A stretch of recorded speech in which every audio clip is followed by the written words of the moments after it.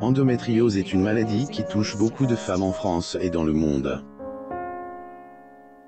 Laurie Pestet en est une victime et Hélène, à jamais cache son engagement contre cette maladie. Il lui est déjà arrivé plusieurs fois de prendre publiquement la parole pour éduquer la population sur cette maladie et ses multiples symptômes. Elle est revenue sur le calvaire qu'elle a vécu durant sa grossesse.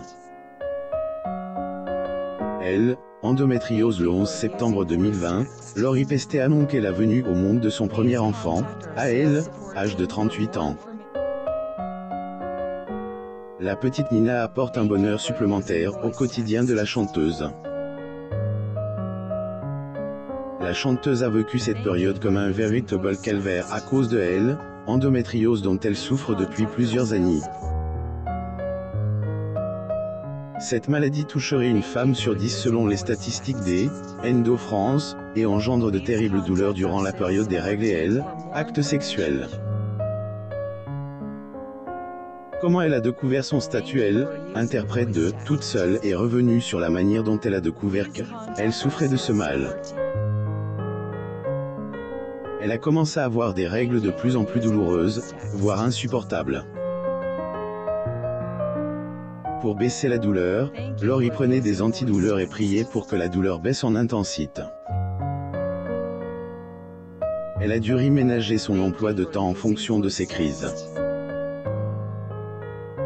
Le calvaire qu'elle a vécu, ex-compagne de Billy Crawford, a également parlé du calvaire qu'elle a vécu durant sa grossesse. Après ses confidences, cette période est loin d'avoir été facile à gérer.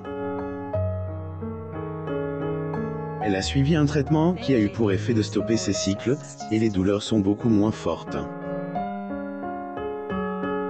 Et là, elles ne peuvent pas disparaître, car il n'existe pas encore de traitement pour éradiquer cette maladie.